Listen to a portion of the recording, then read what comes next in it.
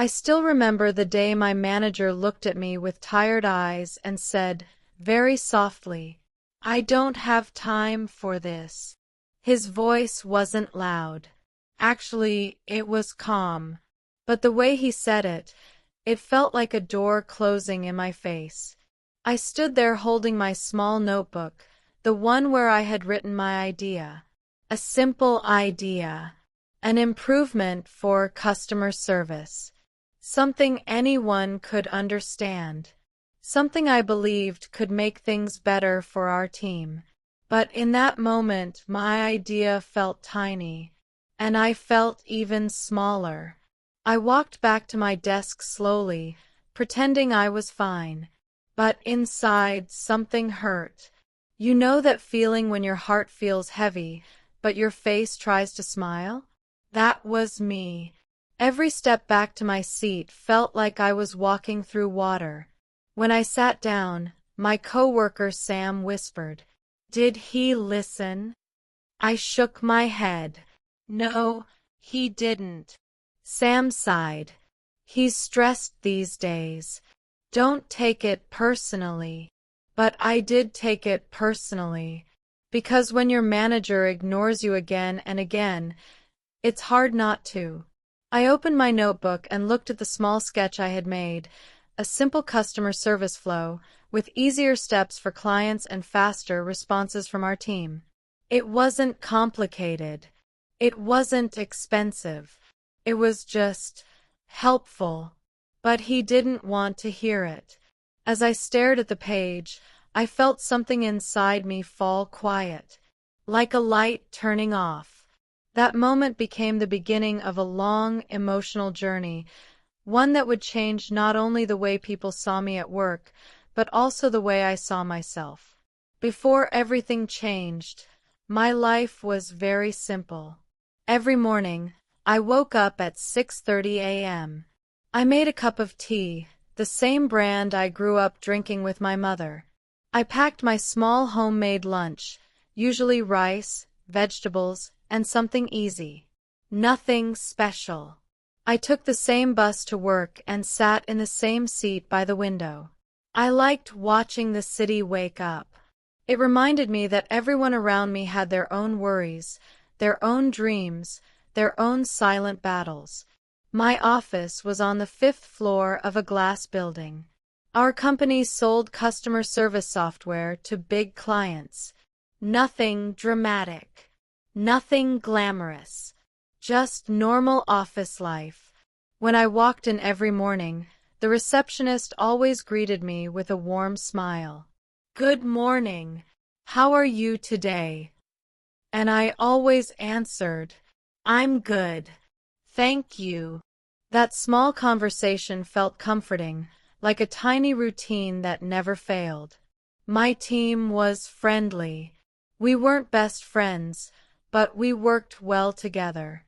We shared snacks, helped each other with reports, joked about deadlines. Sometimes we even went out for lunch on Fridays. And my manager, Mr. Harris, well, he wasn't a bad person. He wasn't rude. He was just distant, maybe tired, maybe overwhelmed, maybe unaware of how his silence affected people like me. When he walked past our desks, he usually said, "Morning, everyone." That was it. Short, simple, professional. He didn't talk much, but I didn't mind at first. I respected him. I wanted to learn from him. But as months passed, something became very clear. He didn't see me. Not really. Not my effort. Not my work. Not my ideas. And yet I kept trying. The idea came to me one afternoon after a difficult customer call. A client complained that they waited too long for a response. They were polite, but disappointed. I felt embarrassed, even though the delay wasn't my fault. When I ended the call, I wrote down a line. "We need a faster way to reach them." Then I added more notes. simple steps, clear messages, better communication. I showed it to Sam that same day. He looked at it with raised eyebrows. This is good. Really good. Do you think so? I asked quietly. Yeah. It's simple. And simple works. His words gave me hope. Maybe, just maybe, my idea could help the whole company. So I decided to share it with Mr. Harris. I practiced the conversation in my head on the way home. Can I show you something? It won't take long. I think this might improve our response time. I imagined him nodding, saying, Sure, let's see. I imagined him smiling, maybe praising me, maybe encouraging me, but reality is not always kind. And people don't always behave the way we imagine. The next morning, when I finally stood in front of him with my notebook open, he didn't even look at the page. I don't have time for this, he said. Just that. And that single sentence created a small crack in my confidence, one that would grow bigger over the next few days. At the time, I didn't know that this simple idea, the one he dismissed so quickly, would soon become the thing that saved us. But life has a way of bringing truth to the surface, sometimes at the most unexpected moment. I tried to forget the moment my manager dismissed me, but his words followed me like a small shadow. Every time I opened my notebook, I heard his voice again. I don't have time for this. For a few days, I avoided thinking about my idea. I focused on my tasks, answered emails, helped clients, and joined meetings quietly. I didn't want to draw attention to myself. I didn't want to feel that sting again. But something strange started happening in the office. It began with a simple email. It was from a big client, one of our oldest and most important accounts. They wrote, "We are unhappy with your response time. If things do not improve, we may reconsider our contract." My heart tightened a little as I read it. The words were polite, but the meaning was strong. Losing them would be a huge problem. A few minutes later, Mr. Harris rushed out of his office. His face looked tense, and he spoke quickly. "Team, urgent meeting in 15 minutes. We all exchanged confused looks. Urgent meetings were rare. Something was wrong. I walked into the meeting room with my notebook held close to my chest. Not because I planned to share anything. I didn't. But holding it made me feel safe, like carrying a small part of myself. Mr. Harris stood in front of us. He took a deep breath and said, "We received a complaint from our main client. They're frustrated. We need to fix this fast."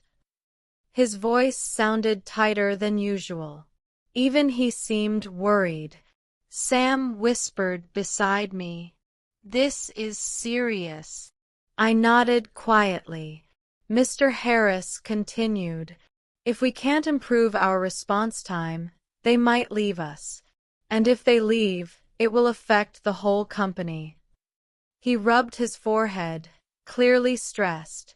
Then he said something that gave me my first clue. A small moment that made me think, maybe my idea mattered more than I realized. He said, "We need a new solution, something fast and simple. Something that helps us answer customers quicker." My heart jumped for a second. That was exactly what my idea was for. For a moment, just a moment, I thought about raising my hand. I thought about saying, "I have something. I already worked on a plan." But when I looked at him, I saw his impatient expression. His eyes moved quickly from one person to another, searching for answers, but not really seeing anyone deeply. and I felt myself shrink again, so I stayed quiet. Over the next few days, the office atmosphere changed. People worked faster. Meetings became more frequent. Voices sounded more serious. I noticed tiny details.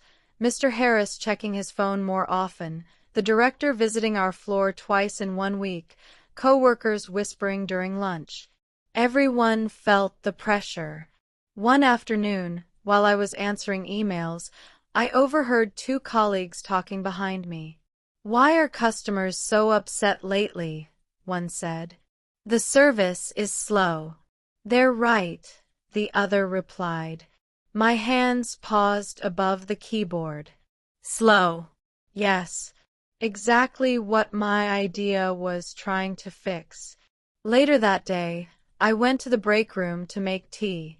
As I poured hot water into my cup, I heard another coworker say to Sam, "We need a better system. Something simple." Sam quietly replied, "I think someone already thought of something simple." My heart skipped. Was he talking about me? When he walked toward me, he smiled gently. "You know," he said, "your idea, it was really good." I lowered my eyes.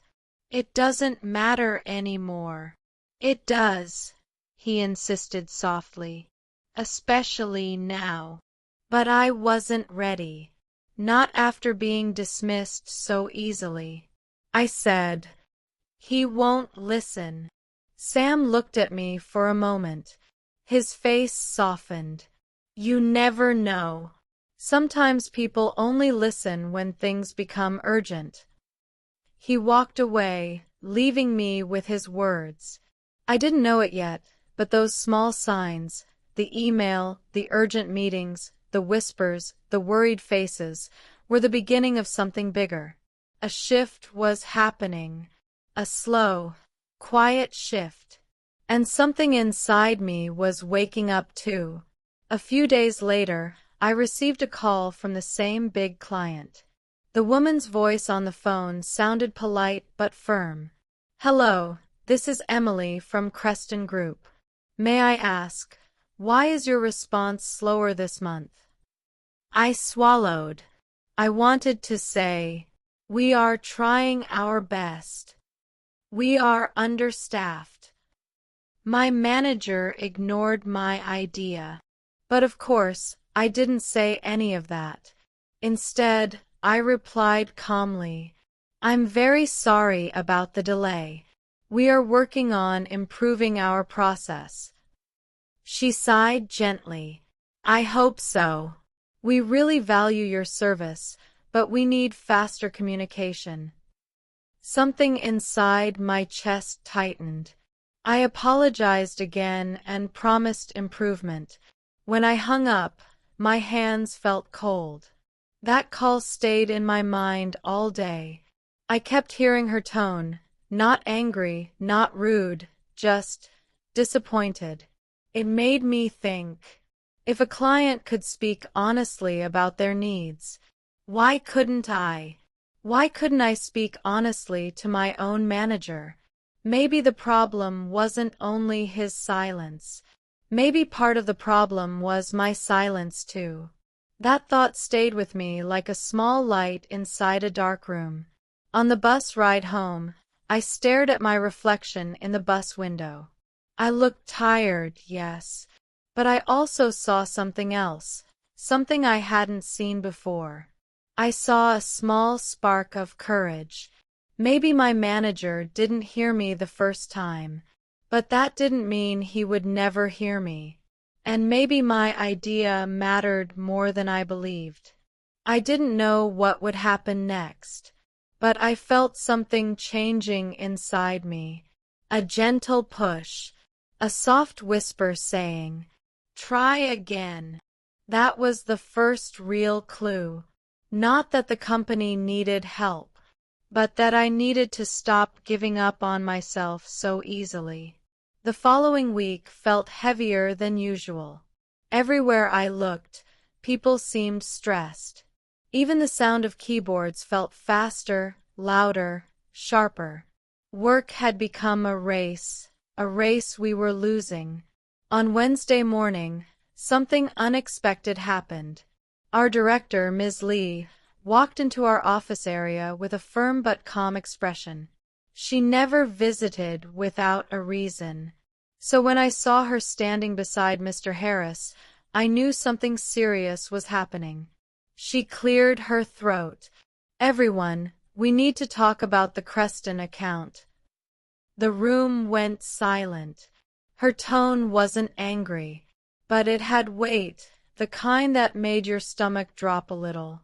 "We received feedback from them again," she said. "They're giving us one more chance. One last chance." Sam looked at me quietly. I felt my hands turn cold. Ms. Lee continued, "We must improve customer response time immediately. Not next month. Not next week. Now."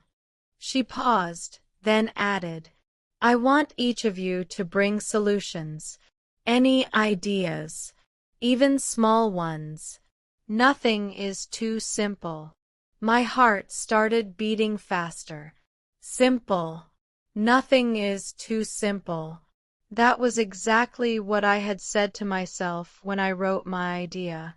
For a moment, I felt a strange mix of hope and fear.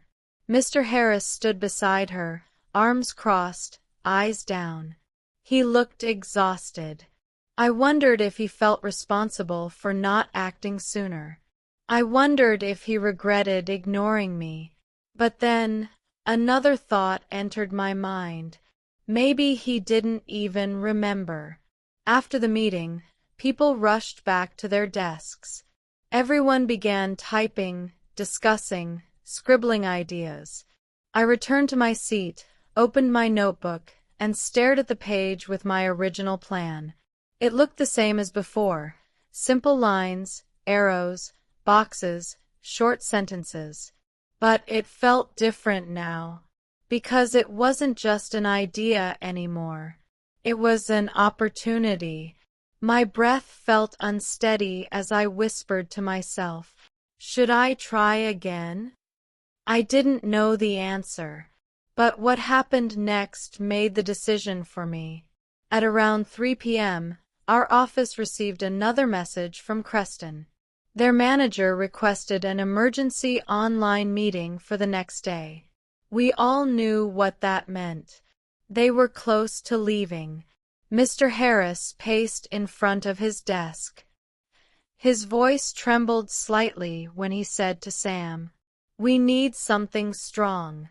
Something that shows improvement." Sam looked at him for a second, then gently said, "Did you check all the ideas your team already offered?"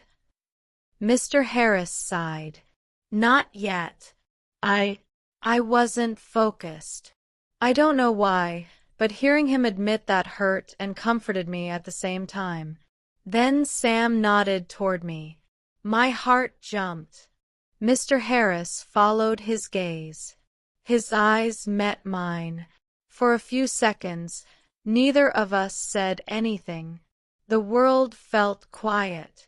Finally, he walked toward my desk and stopped right in front of me. "Do you have something to share?" he asked softly. I didn't expect that. His tone wasn't cold this time. It wasn't dismissive. It was hesitant, like someone who knew they might have made a mistake. My throat tightened. "Yes," I said. "I do." We went into a small meeting room. It was just me and him. A space that felt too quiet, too intimate for such a big moment. I placed my notebook on the table and opened it to the page with my idea. "This is something I've been working on," I began. "It's simple, but it could help us answer clients faster." He leaned in. For the first time, he actually looked at it. Really looked. I walked him through each step. how customer requests could be sorted more quickly, how our responses could follow a clear pattern, how small templates could save us time. As I talked, I watched his eyes change, confusion becoming curiosity, and curiosity slowly becoming recognition.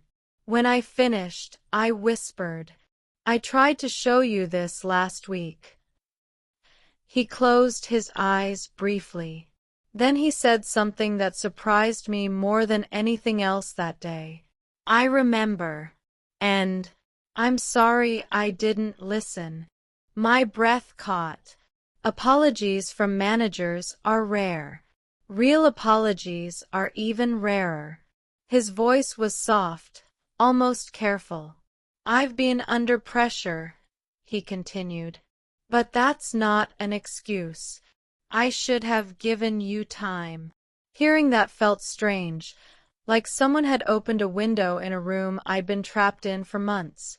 Fresh air, light, recognition. Then he added, "This idea, it might be exactly what we need." My eyes widened. "Really?" "Yes," he said. "It's clear. It's fast. And it's something we can show the client tomorrow." He looked straight at me. "If this works," he said slowly, "you may have just saved the account." In that moment, the emotional reveal hit me fully, not just that he finally valued my idea, but that my voice mattered after all. All these months of silence, doubt, hesitation, and suddenly, everything shifted with one simple conversation. My chest felt warm. My eyes felt a little wet. Not because he praised me, but because I had finally been heard. When I left the meeting room, the office looked the same as before. Desks, screens, people typing, but everything felt different to me. Sam looked up immediately. "Well," he whispered. I smiled for the first time in a long time. He listened. Sam grinned. I knew he would. But the truth was, for the first time I believed it too. My idea had finally been seen. And now, tomorrow's meeting would decide what happened next, not just for the company, but for my confidence too. That night, as I lay in bed, I whispered to myself, "Maybe I'm not invisible." It was the beginning of a new chapter, one I never expected. The next morning, I woke up earlier than usual. The sky outside my window was still a pale blue, soft and quiet. But inside me, everything felt bright and restless. This was the day of the meeting with Creston. The day my idea would finally be presented. The day something in my life might change. As I got ready for work, I kept repeating a small sentence in my mind. "Stay calm. Just do your best." When I arrived at the office, it was unusually silent. Even the receptionist's cheerful "good morning" felt softer, as if everyone understood the weight of the day. At my desk, I set down my bag, opened my notebook, and reviewed my ideas one more time. Every arrow, every box, every phrase, I checked it gently, like it was something fragile and precious. Sam walked by and whispered, "You'll do great." I smiled nervously. "I hope so." Before the meeting started, Mr. Harris approached me. His voice was calm when he said, "Are you ready?" I nodded, though my hands felt slightly shaky. He added quietly, "Thank you for giving me another chance." I don't know why, but hearing him say that made something inside my chest relax. This time, he wasn't just a manager. He was human, trying, learning, growing. We entered the conference room together. The lights were bright, the table spotless, the screen already prepared for the virtual meeting. Ms. Lee was there too, sitting with her hands folded neatly. She looked at me and gave a small nod, one that meant, I trust you.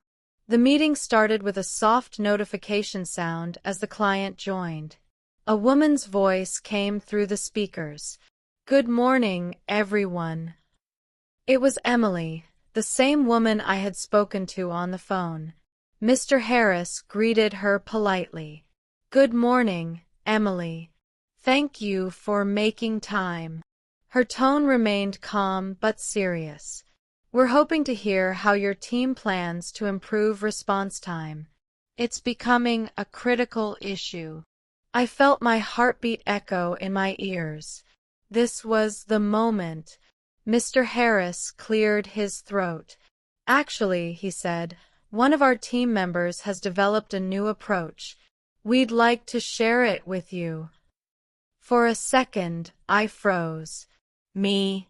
I expected him to present the idea himself, not introduce me. But then he looked at me gently and said, Go ahead.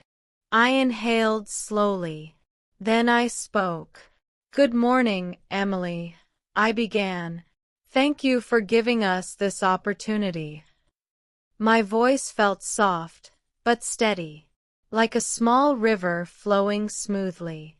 I'd like to show you a simple way to improve communication between your team and ours. I shared my screen and showed the plan. Not complicated, not overwhelming. Just clear steps, one by one. As I explained each part, Emily responded with small, thoughtful comments. I like that. That seems clear. This would save time. With every approving word she said, my confidence grew. My voice grew stronger, my explanations smoother. By the time I finished, the room felt warm, not from the lights, but from the feeling of being truly heard.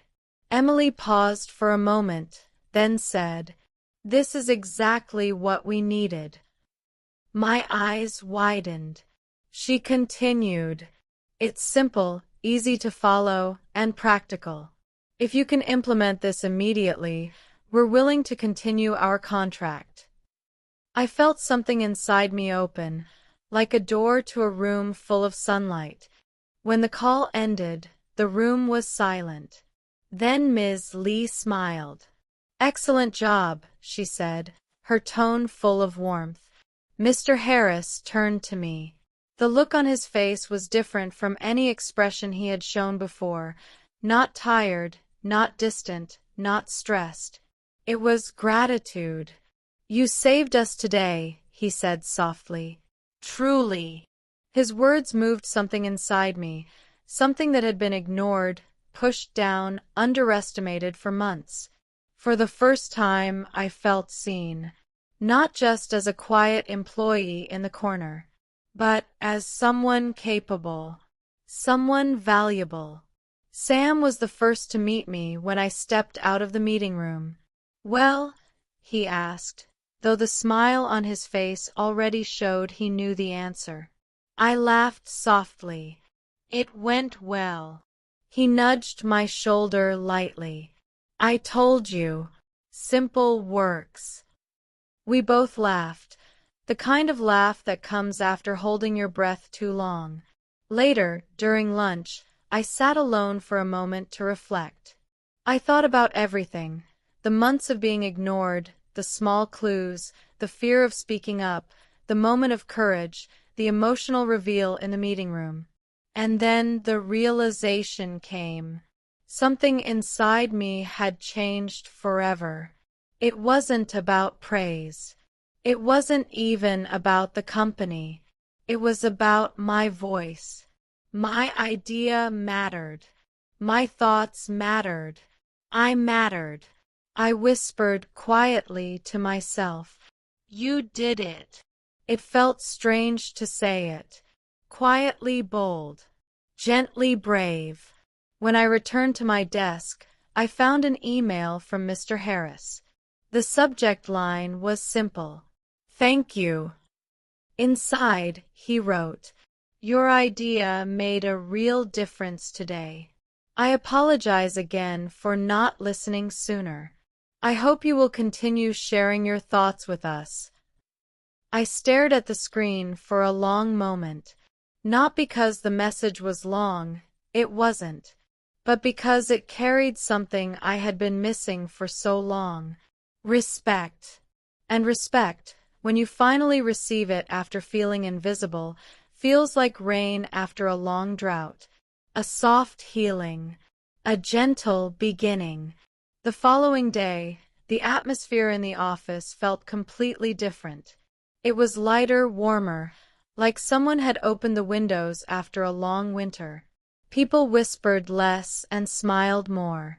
The tension that had filled the air for weeks seemed to dissolve slowly.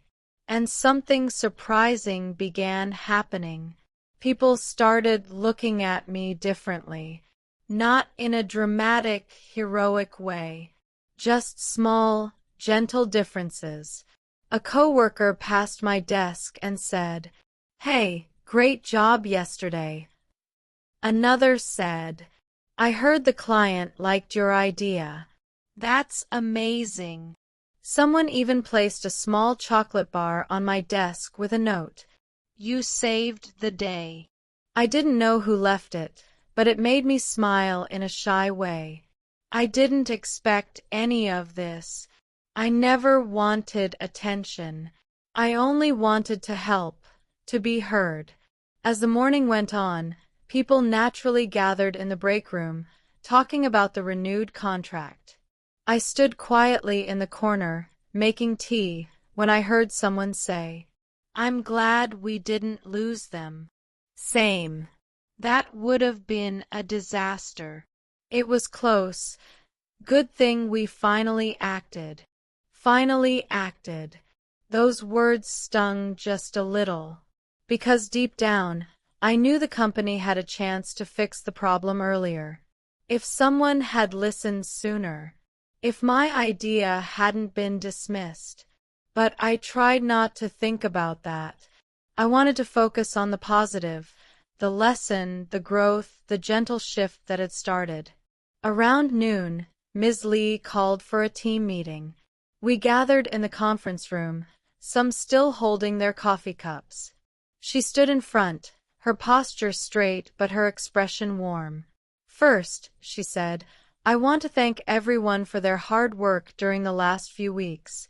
It was not easy, and I know the pressure was high." People nodded quietly. Then she continued, "I also want to acknowledge someone whose contribution made a significant difference." My stomach tightened. I knew what was coming, but I still felt unprepared. She looked directly at me. "This solution," she said, "was created by one of our team members, something simple, practical, and exactly what the client needed." Everyone's eyes turned toward me. My cheeks grew warm. Ms. Lee smiled gently. "Thank you for your idea and your courage to share it." Applause filled the room. Not loud, not dramatic, just kind, sincere applause. I lowered my head slightly, embarrassed but touched. Then something unexpected happened.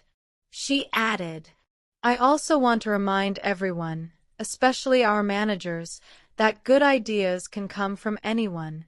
We cannot afford to overlook the voices in this room." The room went quiet. I could feel the shift in the air. A gentle tension. A meaningful silence. She didn't say anyone's name. She didn't blame anyone directly. But everyone understood. It was a natural consequence. Not harsh, not humiliating, but honest. Mr. Harris stood beside her. His posture was stiff, his fingers gripping the folder he held. He looked down, nodding slightly. It wasn't a public punishment. It was a public reminder. A reminder that listening matters. A reminder that leadership is not about knowing everything, but hearing others. Later that afternoon, he called me into his office. When I walked in, he didn't sit behind his desk like usual. Instead, he stood near the window, looking outside. Close the door, please, he said softly. I did. He turned toward me, his expression gentler than I had ever seen. I know today might have felt uncomfortable, he began. I shook my head. Not uncomfortable, just surprising. He sighed. I deserved that reminder. I stayed quiet, waiting. He continued. I ignored your idea. Not because it wasn't good. Not because I didn't trust you. I ignored it because I was overwhelmed and, honestly, I wasn't paying attention to people the way I should. His voice carried honesty, the kind that feels fragile but real. I'm sorry, he said again. Not just for that day. For all the days I made you feel unseen. A soft ache filled my chest. He wasn't just apologizing for one moment. He was apologizing for a pattern. I swallowed gently and said, I understand. We all go through difficult times. He nodded, relief in his eyes.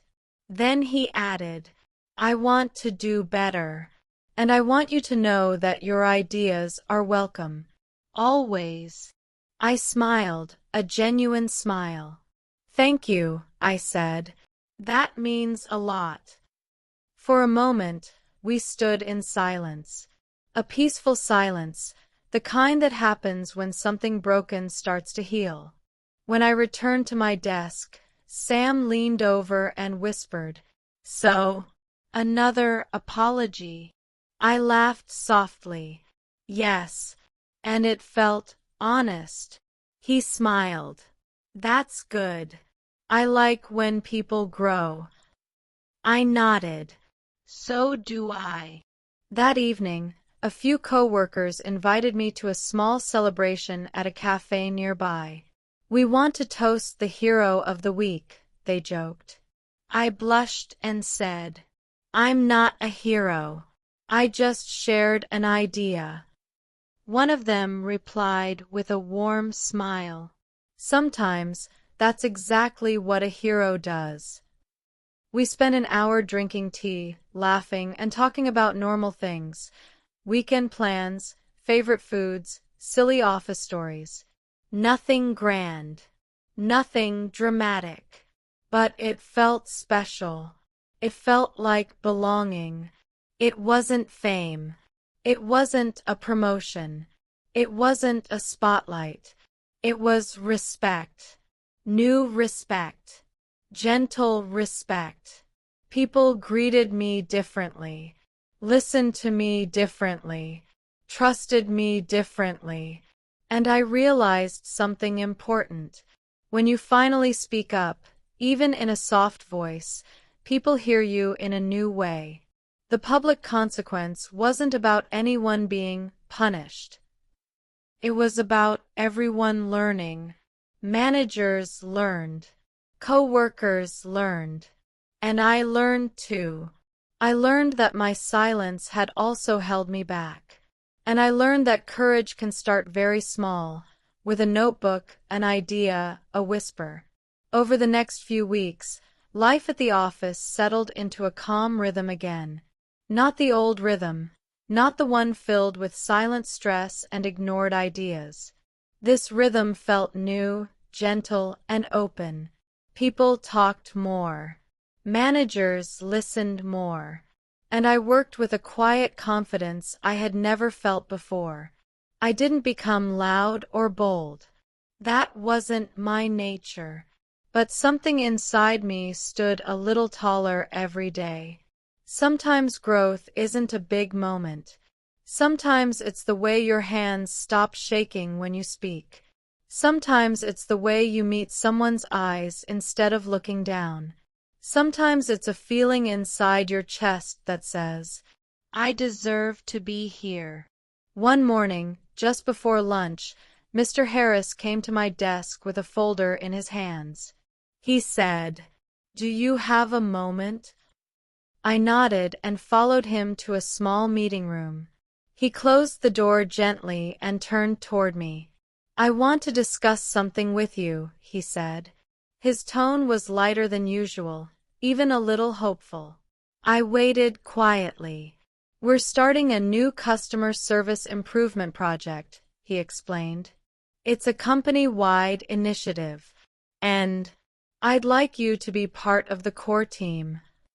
My breath caught. Me? I asked softly. Yes, he said.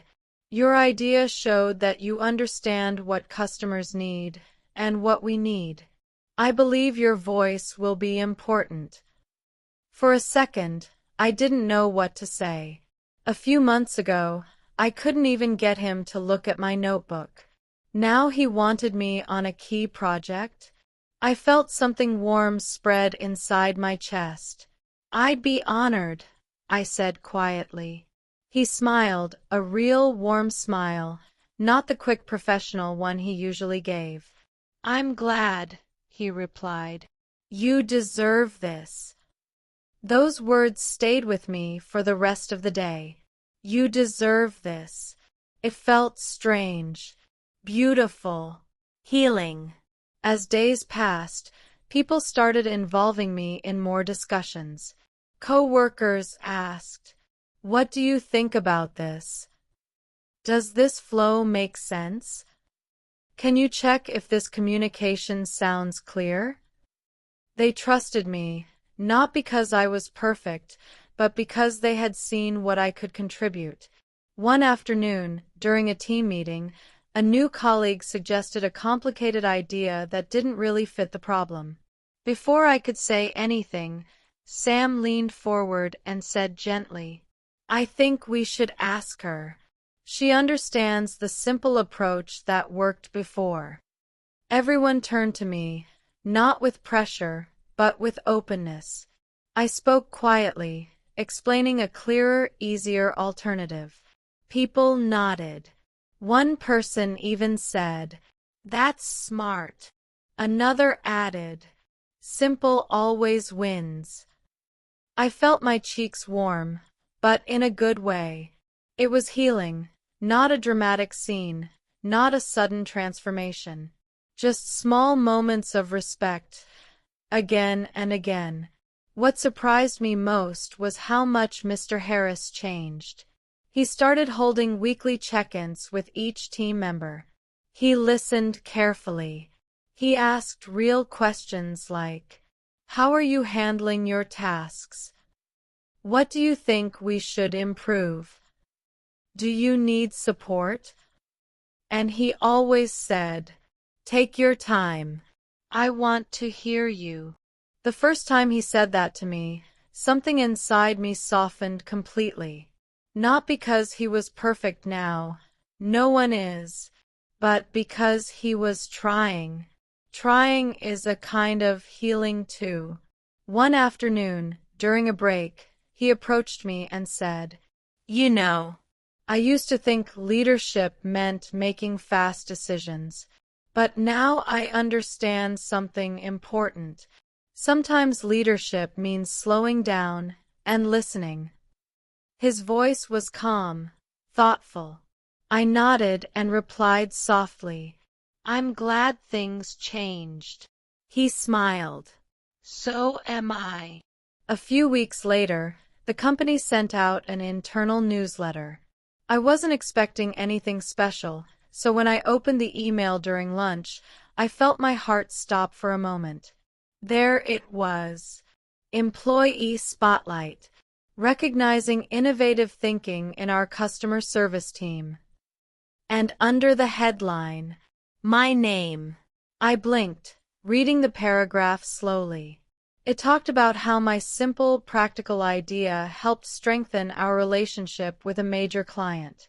It talked about creativity, teamwork, listening, growth. It ended with a line that made my eyes sting a little. A small idea can create big change when someone finally listens. When I looked up, Sam was watching me from across the table. He grinned. "Told you simple works." I laughed through a small knot of emotion in my throat. That evening, as I walked home, the world felt calm. The air was warm. The sky glowed with soft orange light, and my steps felt lighter, almost peaceful. I remembered the early days, sitting at my desk quietly, feeling invisible, holding my notebook without courage, hearing the words, "I don't have time for this." And now, everything had changed. Not because I fought loudly, not because I proved anyone wrong in a dramatic way, but because I kept believing, quietly, that simple ideas matter, that soft voices matter, that I matter. Healing doesn't happen in one moment. It happens little by little. With every apology, every conversation, every smile, every time someone says, "What do you think?"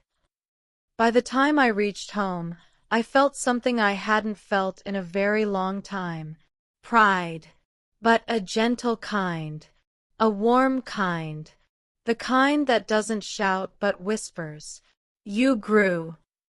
As the customer service improvement project continued, I found myself slowly transforming into someone I barely recognized, someone more open, more confident, more willing to speak. But my change wasn't loud or sudden. It wasn't a big speech. It wasn't a grand moment in front of the whole company. It was quiet, soft, steady. Like a flower that opens one small petal at a time. And little by little, the people around me changed too. One Monday morning, I walked into the office and found a small white envelope sitting neatly on my keyboard. There was no name on it. I looked around, but no one seemed to be paying attention. So I opened it gently. Inside was a simple card with a handwritten message. "Thank you for reminding us that simple ideas matter. You've inspired many of us." There was no signature, just that message. My eyes felt warm for a moment, not because it was praise, but because it was appreciation. Quiet, sincere appreciation from someone who wanted to stay anonymous. In a world where people often forget to say, "Thank you." This small gesture felt like sunlight. Later that week, Ms. Lee asked to see me in her office. Her office was bright, filled with plants and soft colors, a calm space in a busy company. She gestured for me to sit. "I've been watching your progress," she said kindly. "You've grown a lot these past months." I felt a little shy. "Thank you. I've been trying." She smiled. "That's exactly what I want to talk about. Your effort, your attitude, your ability to see solutions others miss." I shifted slightly in my seat, wondering where she was going. Then she continued, "I want to give you more responsibility, not more pressure, but more space to contribute."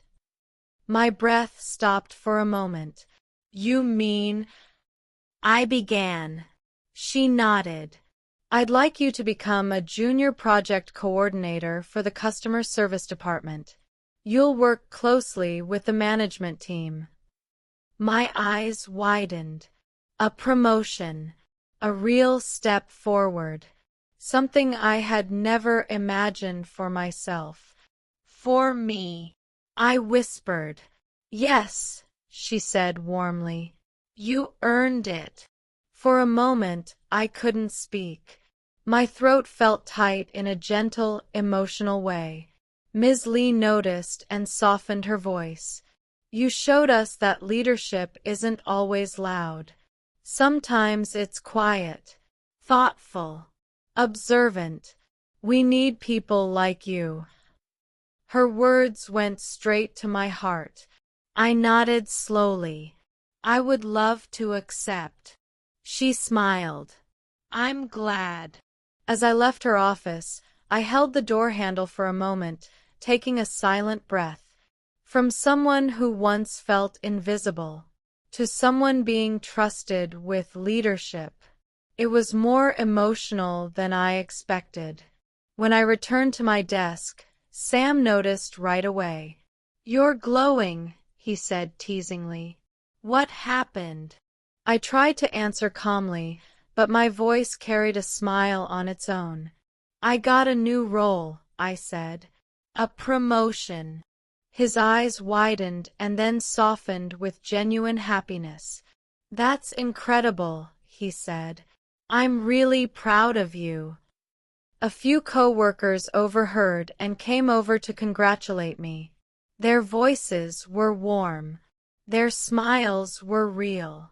One colleague said, "You deserve it. You always think about the customer first." Another added, "And your idea helped all of us." It's good to see that recognized. Hearing all of this felt surreal. Not because I needed the compliments, but because for the first time, I felt seen not just for one idea, but for who I was. Later that afternoon, Mr. Harris asked if he could speak with me privately. We went to a quiet corner of the office. He took a breath and said, "I heard the news. Congratulations." "Thank you," I replied softly. He shifted slightly, as if searching for the right words. "I want you to know something," he continued. "You didn't just save the client. You changed the way I manage. You made me realize how important it is to listen." I felt my chest warm with emotion. He added, "I'm genuinely happy for you. And I'm grateful that you gave me the chance to grow too." I smiled gently. "I think we both grew." He laughed softly. "Yes, we did." In that moment, I felt something completely unexpected. Not resentment, not pride, but peace. The kind of peace that comes from letting go of past hurts and seeing the humanity in someone who once overlooked you. Weeks passed, and my new role slowly settled into my daily life. I learned new things. I made new decisions. I shared new ideas, without fear this time. But the most special moments were still the small ones. A coworker asking for my opinion, a manager inviting me to a planning meeting, a new employee saying, "I heard you're the one who saved the Creston account." Every time, I felt a soft, warming pride. Not loud, not showy, just honest. I began to understand something important. Confidence is not about being the strongest voice in the room. Sometimes it's about believing that your soft voice also deserves space. One evening, as I walked home under the gentle streetlights, I thought about everything that had happened. The dismissal, the hurt, the moment of courage, the meeting, the newfound respect, the healing, the promotion, and suddenly I felt grateful, not only for the good moments, but for the difficult ones too. Because they taught me who I could become. If I didn't give up on myself, I whispered into the night air, almost like a promise to my younger self. Your ideas matter. Your voice matters. You matter. The emotional weight of that realization brought a soft smile to my face. This journey wasn't just about saving a company. It was about saving a part of myself that I had pushed into silence for too long. When I look back on everything that happened, it still feels a little unreal. Not because something dramatic happened, but because something inside me finally changed. For a long time, I believed my ideas were too small, too simple, too quiet. I believed that other people's voices were stronger, more important, more valuable. And because of that, I stayed silent. I watched opportunities pass by me like buses I was too afraid to catch. But now I understand something I wish I had understood much earlier. Sometimes a simple idea can save a big company. And sometimes a quiet voice can change an entire room. What mattered wasn't how loud I was, or how confident I looked. What mattered was that I spoke, even softly, and that I didn't give up on myself. And something else happened too. The people around me changed. My manager learned to listen.